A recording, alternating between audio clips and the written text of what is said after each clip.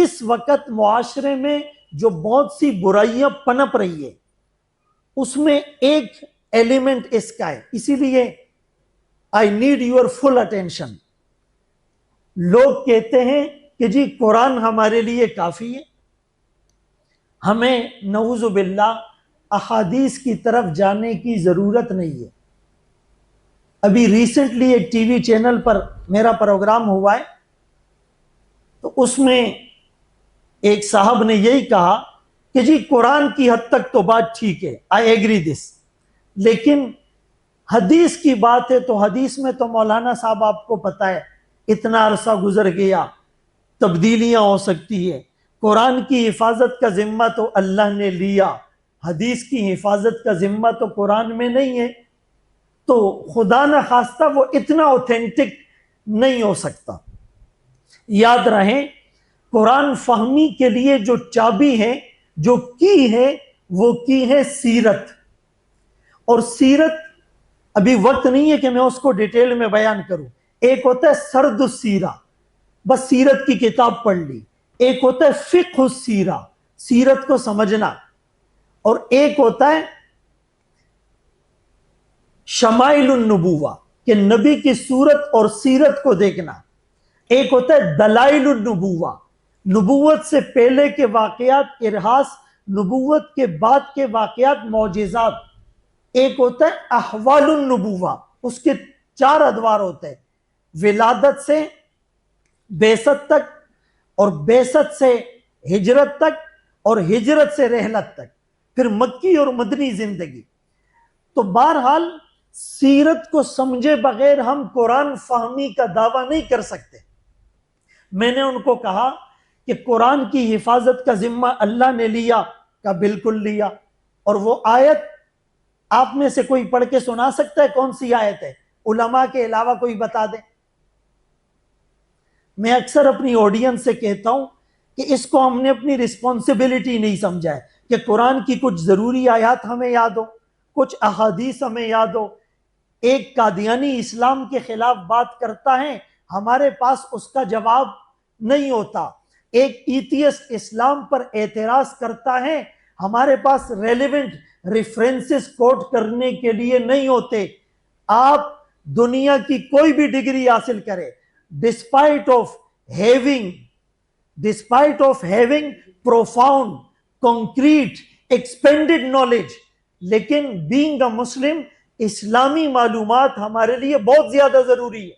तो एक आयत, इन्ना नहनु नज़्ज़लना ज़िक्रा व इन्ना लहू लहाफिज़ून, आम माना इसका ये होता है बेशक हमने कुरान को नाजिल किया और हम ही इसकी हिफाजत करने वाले हैं।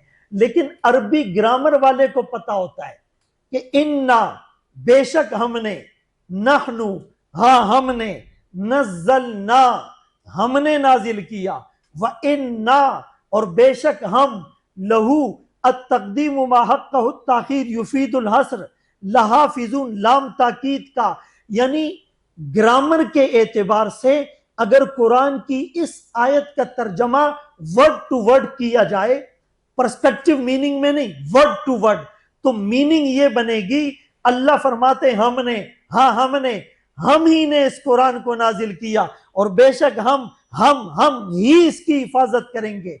इतनी ताकीदात को लाने की क्या जरूरत थी? दुनिया को बता दिया कि कुरान करीम हर किस्म के तगय्युर और तबद्दुल से पाक है। ला यातीहिल बातिल मिन बैनि यदैहि वला मिन खल्फी, इसमें कोई तब्दीली, कोई तरमीम, कोई अमेंडमेंट नहीं हो सकती। ज़ालिकल किताब ला रैब फी, कुरान ने शुरू यहां से किया है, ये किताब जिसमें कोई शक, कोई शुबा, कोई डाउट, कोई तरमीम, कोई गुंजाइश, कोई गलती का इम्कान नहीं हो सकता। तो कुरान की हिफाजत का जिम्मा अल्लाह ने लिया, उन्होंने कहा लिया है। तो मैंने कहा आप पूरे कुरान को मानते हैं या आधे कुरान को? कहा पूरे कुरान को।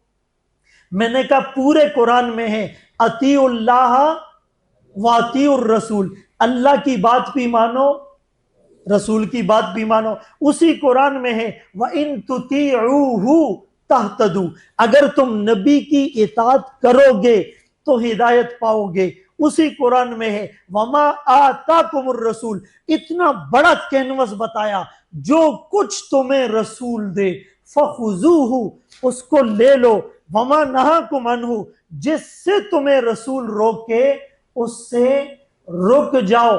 फला व रब्बिका ला युमिनून, सूरह निसा, तेरे रब की कसम ये मोमिन नहीं हो सकते, नमाजें पढ़े, रोजे रखे, ज़कात दे, हज करे, उम्रे करे, तबलीग में जाए, सदका खैरात करे, डिग्रियां ले, तेरे रब की कसम ये मोमिन नहीं हो सकते जब तक अपने डिस्प्यूट और झगड़ों में, इख्तिलाफात में, मामलात में ए नबी आपको हकम और सालिस न बनाए, और फिर आपके फैसला आ जाने के बाद दिल में तंगी भी महसूस न करे। मय्युतिर रसूला, इतनी आयातें जिसमें अल्लाह डायरेक्ट फरमा रहे हैं कि रसूल की बात भी मानो।